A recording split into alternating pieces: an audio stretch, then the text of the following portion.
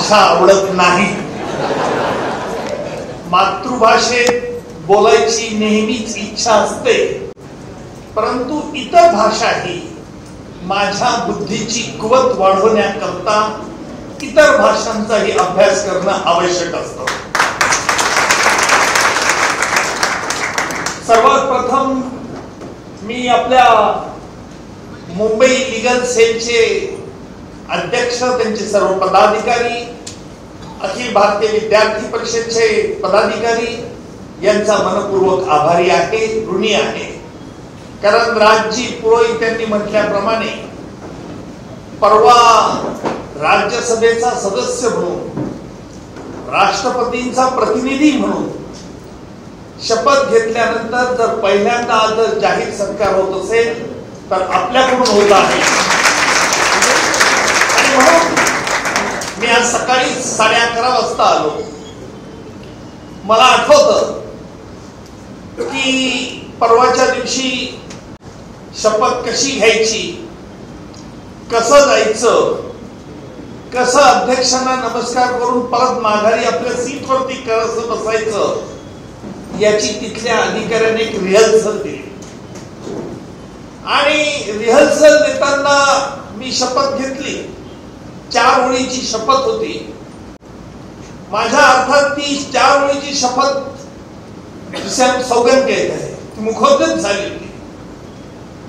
आणि पहिल्यांदा तिथलं कार्यालयाचा एक अधिकारी नाव घेतो. पहिल्यांदा राष्ट्रपती नावाने पुकारतात आणि राष्ट्रपती म्हणजे चेअरपर्सन, जे उपाध्यक्ष बसलेले होते. आणि मग ती शपथ घ्यायची असते. मी शपथेला सुरुवात केली. मराठी भाषेत बोलायला सुरुवात केली. उजव्या बाजूला माजी पंतप्रधान सोनियाजी बसलेल्या होत्या आणि त्यांनी सोनियाजींनी नेम नेम नेम शब्दावर पडला. तो माझ्या कानावर नीटसा पडला नाही त्यांचा बोलणं. म्हणून म्हटलं त्यांना कळलं नसेल म्हणून मी इंग्लिश मध्ये सांगितलं, इट्स इन मराठी लँग्वेज. आणि मग मी पुन्हा त्या माझ्या शपथेला सुरुवात केली. मला एक अनुभव, शपथ घेतल्यानंतर जो एक अलौकिक अनुभव आला की सदनामधील सगळ्याच पक्षाच्या लोकांनी माझ्यावरती अभिनंदनाचा वर्षाव केला. याचाच अर्थ असा मी काढतो की या देशात राहणाऱ्या नागरिकाला, प्रत्येकाला देशाबद्दल प्रेम आहे, परंतु राजकारण करायचं असल्यामुळे काही वेळेला हे बेगडी प्रेम दाखवतात. आणि म्हणून ज्या वेळेला मी कधी निवडणुकीत यायचं नव्हतं, मला कधी राजकारणात शिरायचं नव्हतं, परंतु देवेंद्रजी, गृहमंत्री अमित भाई यांचा माझ्यावर फार आग्रह होता आणि अगदी शेवटच्या क्षणी त्यांनी हे माझं नाव निवडणुकीचं डिक्लेअर केलं. त्याच्या अगोदर काही राजकीय पक्षांनी मला विचारलं होतं, पण मी प्रत्येकाला नम्रपणे नकार देत होतो. आणि हा नकार देत असताना माझं गुन्हेगारांच्या विरुद्धचं युद्ध हे सुरू राहिलं पाहिजे ही एकच भावना माझ्या मनात होती. आणि मग ज्या वेळेला मला भाजपने तिकीट दिलं त्यावेळेला अनेक प्रसार माध्यमांनी मला पहिला प्रश्न विचारला, तुम्ही भाजपच का निवडला, दुसरा पक्ष का निवडला नाही? हा त्यांचा पहिला प्रश्न माझ्यावरती होता. त्यावेळेला मी त्यांना स्पष्ट करून सांगितलं की या पक्षामध्ये या राष्ट्राबद्दल, या देशाबद्दल जे प्रेम आहे ते प्रेम मला इतर कोणत्याही पक्षात दिसलं नाही. आणि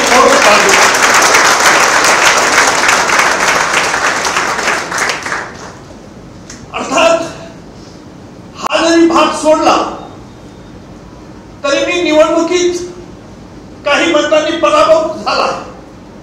मी जेव्हा एखादा खटला चालवत असतो त्याला आरोपी कोणत्या जातीचा, कोणत्या धर्माचा, कोणत्या पंथाचा, कोणत्या पक्षाचा हा कधीही विचार माझ्या नव्हता. परंतु काही लोक स्वतःच्या स्वार्थाने एवढे प्रेरित झाले असतात की त्यांना प्रत्येक बाबतीत राजकारण करावं असं वाटतं. आणि म्हणून ज्यावेळेला मी निवडणुकीत हारलो त्यावेळेला काहींना असं वाटलं, आणि मराठी काव्यात जर मला म्हणायचं असेल तर मी म्हणेन की जरी मी निवडणूक हरलो होतो, जरी मी निवडणुकीत हरलो होतो तरी मी विजलो नव्हतो. जरी मी निवडणुकीत हरलो होतो तरी मी विजलो नव्हतो. हा माझा अंत नव्हता हे त्या विचारीला कळलेच नाही. पेटून उठलो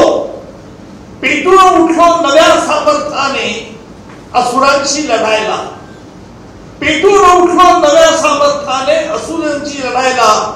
कारण माझे हे सामर्थ्य नाशवंत नाही हे त्या बाबांना कळलेच नाही. आणि म्हणून आज अनेक वेळा मला हा प्रश्न विचारण्यात येतो की ज्या वेळेला तुम्ही न्यायालयात लढतात, गुन्हेगारांच्या विरुद्ध लढतात, कारण मी वकिली व्यवसायाला सुरुवात केली ही पहिल्यांदा सहकार क्षेत्रात सुरुवात केली होती जळगाव. त्यावेळेला सुरुवात केली त्यावेळेला सहकार न्यायाधीश सरकार नेमत असत. कोऑपरेटिव्ह जजेस वर अपॉइंटेड बाय दी गव्हर्नमेंट. आणि मग त्याच्यामुळे काय व्हायचं, काही निकाल सेट होऊन जात असत. जे मला वाटायचं की माझ्या बुद्धी कौशल्यामुळे निकाल मिळाला असं होत नव्हतं. तर माझा पक्षकार म्हणजे त्या संस्थेचा चेअरमन हा निकाल अगोदरच सेट करून ठेवला असायचा. जळगाव जिल्ह्याची गोष्ट पण एवढे मातबर होते की मला इम्प्रेशन असं द्यायचे की निगम साहब आपकी वजह से जीत हुई हमारी. सुरुवातीला मला कळत नव्हतं पण नंतर कळायला लागलं. आणि म्हणून या प्रॅक्टिसला मी त्यानंतर रामराम ठोकला आणि मग फौजदारी क्षेत्रात आलो. फौजदारी क्षेत्रात आल्यानंतर कोणाची वकील पत्र करावं हा माझ्या पुढे प्रश्न होताच. आणि म्हणून त्यावेळेला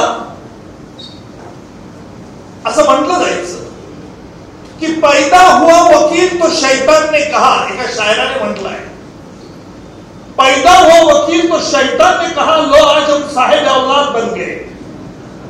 आज त्या शायराच्या थोबाडीत बसली असेल की एका वकिलाला देखील खासदार म्हणून या देशाचे पंतप्रधान राष्ट्रपती निवडून आणतात. आणि म्हणून आमच्या पक्षाने ही काही कमी गोष्ट नाही. ज्या वेळेला माझी नियुक्तीची घोषणा झाली मी अनेक वेळा हे जाहीररित्या सांगितलं, या देशाचे पंतप्रधान मोदीजी यांनी मला स्वतः फोन केला. बघा मी प्रत्येकाला ज्या वेळेला बोलतो और मेरा ये तो दावा है कि जिस व्यक्ति को मैं देखता हूं, जिस व्यक्ति से बात करता हूं, जिस व्यक्ति की बॉडी लैंग्वेज देखता हूं, उसी वक्त मैं पहचान सकता हूं राम जी कि ये शख्स किस प्रकार का है. इसे रामदेव बाबा की योग विद्या नहीं लगती, लेकिन कॉन्फिडेंस होना चाहिए. और जो कॉन्फिडेंस, जो आत्मविश्वास है वो तुम्हारे बात करने के तरीके से, कशा प्रकारे तुम्ही बोलता, कशा रीतीने तुमची बॉडी लँग्वेज असते याच्यावर ते प्रतीत होत असतं.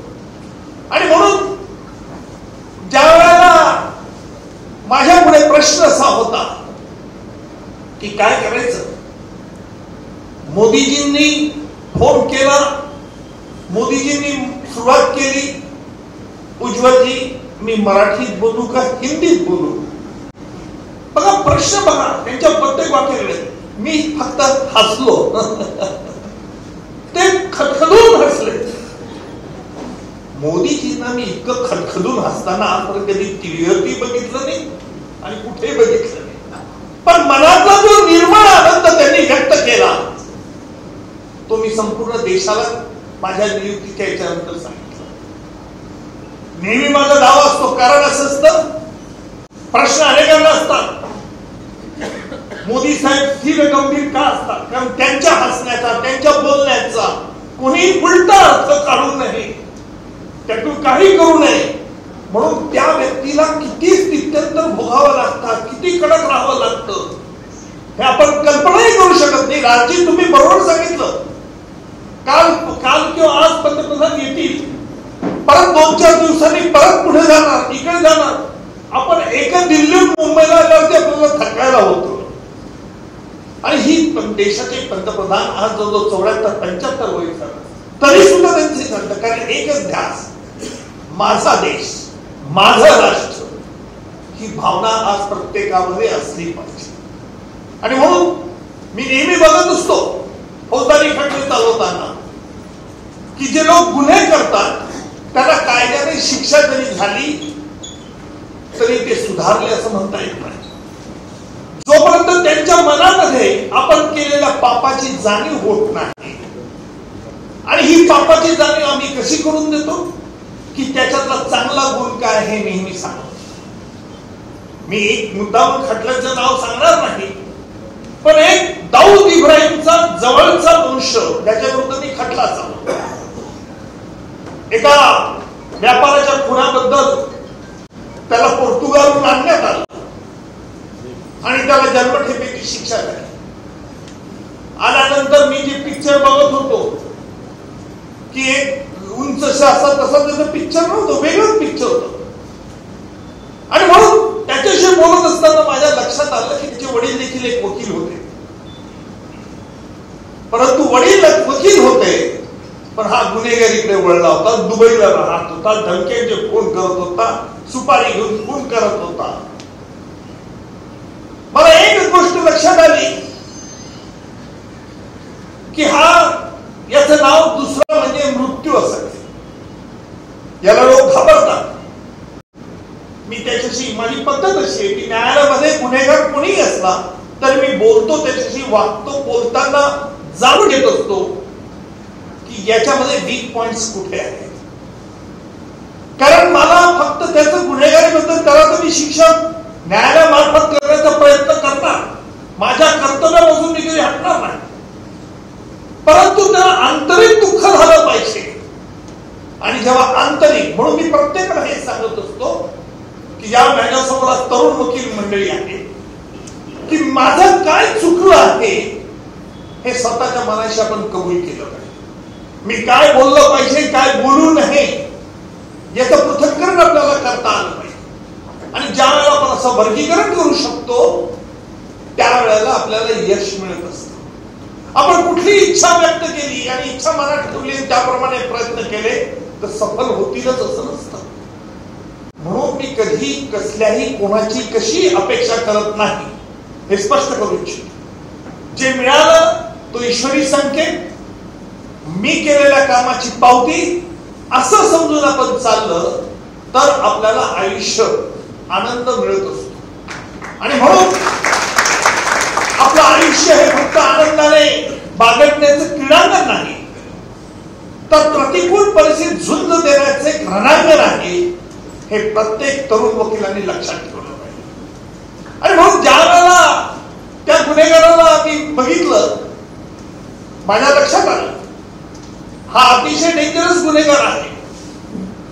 फिर क्या किया जाए? फिर मुझे पता चला कि उसके पिताजी भी उत्तर प्रदेश में वकील थे. मैंने उसे कहा कि तुझे वडील वकील असताना आपने ये रास्ता क्यों चुना? अब तो तुम्हें यहाँ तो सजा तो भुगतना है, हम तो तुझे छोड़ने वाले नहीं. पण मुझे लगता की तूने गलती की, तू चुकीच्या मार्गाने वळलास. त्याला पहिल्यांदा हे माझ्याकडे ऐका. असं असतं तुरुंगामध्ये माझी सगळी कुंडली प्रत्येक कैद्याकडे असते. म्हणजे जर निवडणूक लढवली, राज्य में मजा में हमेशा बात एक कहता हूं कि अगर मुझे चुनाव लड़ना है तो चुनाव में अगर जेल ये कॉन्स्टिट्यूंसी बना देंगी तो मैं सबको हरा दे सकता हूं. इतना कॉन्फिडेंटली मैं कहता हूं. तुरुंग हा जर मला मतदारसंघ बनवला तर माझ्या पुढे कोणीच जिंकू शकणार नाही. सगळे कैदी मला निवडून देतील कारण त्यांचा उद्देश वेगळा असेल. परंतु ही गोष्ट अशी असते त्या गुन्हेगाराला मी दिल्यानंतर तुम्हाला आश्चर्य वाटेल त्याला शिक्षा झाली जन्मठेपेची. मी त्याच्या विरुद्ध युक्तिवाद केला.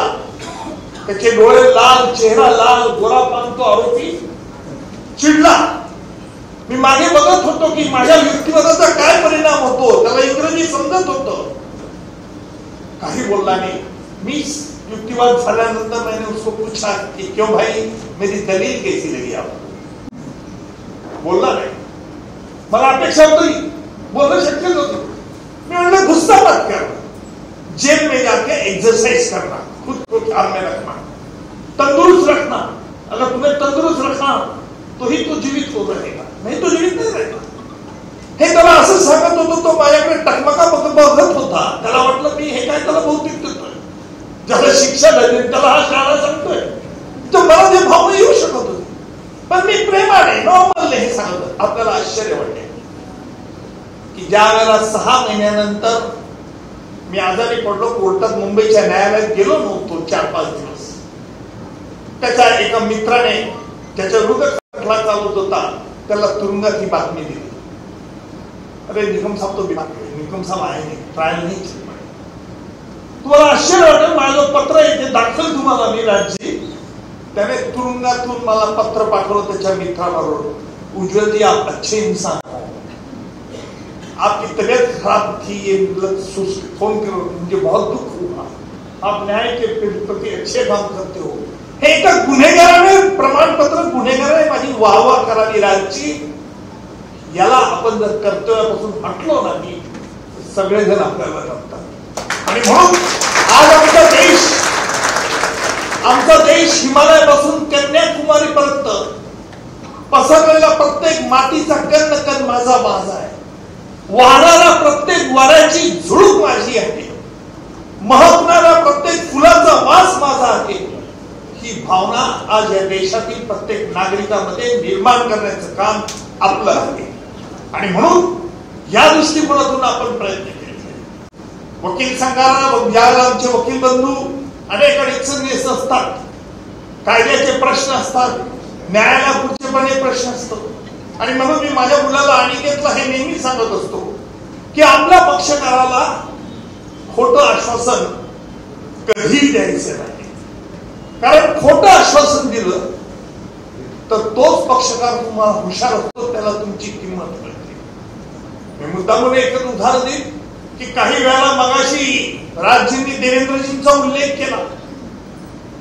एक मुद्दामून उदाहरण इथे सांगतो ऑन रेकॉर्ड की ज्या वेळेला मी पाकिस्तानला गेलो होतो भारत सरकारचा प्रतिनिधी म्हणून, आम्ही 4 लोकांचं शिष्टमंडळ गेलो होतो. इस्लामाबाद आम्ही 8 दिवस होतो. अमेरिकेने सांगितलं होतं की त्यांनी जो पुरावा गोळा केलाय पाकिस्तानच्या इन्व्हेस्टिगेटिंग एजन्सीने, तिथे जे आरोपी अटक केलेले आहे त्यांच्याबद्दलचा पुरावाचं विश्लेषण करा. आणि त्याप्रमाणे आम्ही 4 जण इस्लामाबादला गेलो होतो. 8 दिवस राहिलो. आमचा पहिला प्रश्न होता की हा कट 26/11चा मुंबईवरचा हल्ल्याचा कट हा पाकिस्तानमध्ये झालेला आहे. ज्यांनी केला लष्कर-ए-तोयबा जमात-उद-दावा यांचा संस्थापक हाफिज सईद झकीउर रहमान लखवी याला तुम्ही अटकही केली नाही. पाकिस्तानच्या लोकांनी सांगितलं सबूत कहा है, सबूत तो नहीं. सबूत तो आपने ढूंढना चाहिए, सबूत हमने से ढूंढेंगे, साजिश तो आपके भूमि पे हुई. तो नहीं निकम जी, आपने तो जॉइंट इन्वेस्टिगेशन की परमिशन नहीं दी आपके गवर्नमेंट. मतलब जॉइंट इन्वेस्टिगेशन सवाल ही पैदा नहीं होता. भाई साजिश के मुताबिक जिन्होंने हमला किया उस हमलावर को तो हमने मार डाला. एक हमलावर जिंदा था जिसको आपने फांसी पे चढ़ा दिया. फांसी झाल्यानंतर गेलो नाही नाही नाही सबूत तुमने दिया है या हमने सबूत इकट्ठा केला. आश्चर्य वाटलं. आम्ही परत आलो. परत आल्यानंतर भारत सरकारने ही गोष्ट सांगितली. त्यावेळेला आपलं सरकार नव्हतं. तर नाही ठीक आहे, नाही देत तर काय करतात. आठवत झालं. पुन्हा भाजपचं सरकार आलं. तेवढ्यात एक बातमी वृत्तपत्रात प्रसिद्ध झाली की डेव्हिड हेडलीने शिकागो कोर्टामध्ये गुन्ह्याची कबुली दिलेली आहे. त्याला 35 वर्ष शिक्षा झालेली आहे. प्ली बार्गेन एग्रीमेंट त्याला म्हणतात. अमेरिकन सरकारने सांगितलं तू गुन्हा कबूल कर, आम्ही तुला फाशी देत नाही, अमुक अमुक शिक्षा देऊ. डेव्हिड हेडलीने पहिली अट घातली, मला भारतात पाठवायचं नाही. मला पाकिस्तानला पाठवायचं नाही, परंतु मी दोन्ही देशांना जर पुरावा पाहिजे असेल तर पुरावा देऊ शकतो. ही अट वाचल्यानंतर मी ज्यावेळेला शिकागो कोर्टातलं ते जजमेंटची कॉपी मागवली, त्याला खात्री केली की अशा अटी आहे. मी मुंबईच्या पोलीस आयुक्तांना सांगितलं की आपण ह्या डेव्हिड हेडलीला साक्षीदार. पोलीस आयुक्त म्हणाले की डेव्हिड हेडली हा आपला देखील आरोपी आहे, कारण आपल्या अगोदर 26/11च्या अगोदर तो मुंबईला येऊन गेला होता. 26/11 नंतरही परत मुंबईला येऊन गेला. त्याला आपण साक्षीदार कसं करायचं? म्हटलं असं आहे की तो आपल्याला मिळणार नाही. त्याला आपण आरोपी केलं तर आपल्याला बऱ्याचशा गोष्टी काढता येईल. परंतु पोलीस आयुक्तांची काही तयारी नव्हती. त्यांना टीकेचं भय होतं. ते म्हणाले नाही Mister Nikam, we are very sorry, we can't permit this, we can't implicate him. ठीक आहे, मला सुचेना काय करायचं. मला समजत होतं की काही वेळेला युद्धामध्ये काट्याने काटा काढावा. इंग्लिश म्हण आहे, set a thief to catch a thief. अगर चोर को पकड़ना है तो चोर को भेजना पड़ता है. फिर मैंने रात को फोन किया. उस वक्त देवेंद्र जी फडणवीस चीफ मिनिस्टर. देवेंद्र जी को बोला मैंने कि देवेंद्र जी मैं आ सकता हूं, आइए. क्या प्रॉब्लम. मी त्यांना ही सगळं हकीकत सांगितलं. ही हुशारी बघा राजसाहेब. एखादा राज्याचा नेता किंवा राष्ट्राचा नेता याला जर फोर्साईट असली तर काय परिणाम होऊ शकतात. देवेंद्रजींना मी एक सांगितलं, म्हटलं साहेब आपल्याला याला साक्षीदार करून पाकिस्तानच्या लष्कर तोयबाचे वाघाडे काढता येतील. त्यांना आयडिया आवडली. ते म्हणे येस. कारण म्हटलं म्हणे पोलीस काय कमिशनर काय म्हणतात, त्यांची इच्छा नाही ते म्हणतात तो आपल्याला टीका. नाही मी टीकेला घाबरत नाही. म्हणजे चांगलं विधायक काम जर असेल तर मी टीकेला घाबरत नाही. हे देवेंद्रजींचं वाक्य. आणि हे रात्री 12:15 वाजेचं त्यांचं वाक्य होतं वर्षावरती. ते आणि मी दोघंच होतो. पण उज्ज्वलजी माझी काय मदत पाहिजे. त्यांना सांगितलं अजित डोभालांची गाठ घालून द्या. लगेच त्यांनी अजित डोभालांची माझी अपॉइंटमेंट फिक्स केली. मी दिल्लीला गेलो. सहपोलीस आयुक्त घेऊन दिल्लीला गेल्यानंतर तिथून आम्ही वॉशिंग्टनला गेलो. ते सगळे कागदपत्र पाहिले आणि आम्ही डेव्हिड हेडलीची साक्ष व्हिडिओ लिंकने मुंबई कोर्टात मी नोंदवले. डेव्हिड हेडलीने काय खुलासा केला. डेव्हिड हेडलीने सांगितलं की लष्कर तोयबाचे अधिकाऱ्यांच्या आणि पाकिस्तानच्या आयएसआयची काय साठगाठ होती. किस तरह से उन्हें मिले जुले हुए थे. किस तरह से डेविड हेडली ने यह भी बता दिया कि उसके डायरी में जो नंबर्स लिखे थे बाकायदा वो नंबर आईएसआई के एजेंट्स के थे, आईएसआई के ऑफिसर्स के थे, लेफ्टनंट जनरल सगळे नंबर सांगितले. ते रेकॉर्ड मध्ये गेले. हा सगळा पुरावा झाला. डॉक्टर जयशंकर त्यावेळेला फॉरेन सेक्रेटरी होते. त्यांचा मला फोन आला की उज्ज्वलजी तुम्ही जो एव्हिडन्स घेतला तो आम्हाला लगेच पाठवा. आम्ही तो एव्हिडन्स पाठवून दिला. पाकिस्तानला पाठवलं. पाकिस्तानने त्यावर काही उत्तर दिलं नाही. वाईट गोष्ट मित्रांनो असं सांगतो की जे माझ्या आयुष्यामध्ये मी पहिल्यांदा बघितलं आणि राजनीती इतकी हलकट आणि घाणेरडी असते याची मला कल्पना नव्हती. की ज्या कसाबला मी फाशी दिलं, जो कसाबचा खटला आम्ही न्यायालयात चालवला, सगळ्यांच्या समोर चालवला, मीडियाच्या लोकांना हजर ठेवलं की कसाबला न्याय मिळतो की नाही हे बघण्याकरता फॉरेन मीडियाला देखील आम्ही अलाउड केलं. त्यावेळेला सरकारचं म्हणणं होतं नको. म्हटलं नाही की देऊ, आपण सगळ्यांना ऍक्सेस देऊ, बघू द्या, सिक्युरिटी ठेवू. आणि सगळ्यांच्या समोर हा कसाबचा खटला चालला. कसाबने खून हे कसे केलं कृत्य हे सर्व आम्ही न्यायालयात सिद्ध केलं. सगळ्या जगाने बघितलं. 18 20 या उभी व्हॅन कोर्टाच्या समोर उभ्या होत्या. ज्या कसाबला फाशी दिली, ज्या कसाबच्या फाशीमुळे आमचे करकरे कामते साळेसर शहीद झाले, त्यांच्याबद्दल पाकिस्ताननेही कधी शब्द उच्चारला नाही. कधी पाकिस्तानने कसाबचा खटला तुम्ही खोटा चालवला, कसाबला तुम्ही संधी दिली नाही, कसाब नव्हता. परंतु आमच्या देशातील राजकारण किती हलकट पद्धतीचं केलं जातं विरोधी पक्षांकडनं. त्याच राजकीय नेत्याने माझ्या निवडणुकीच्या वेळेस सांगितलं की करकरे कामटे साळेसकर यांचा खून कसाबच्या गोळीने झालाच नाही, एका आरएसएसच्या इन्स्पेक्टरने केला. आणि उज्ज्वल निकमांना ही गोष्ट माहित होती. उज्ज्वल निकम देशद्रोही आहे, त्यांना शिक्षा झाली पाहिजे, अशा तऱ्हेचा काँग्रेसचा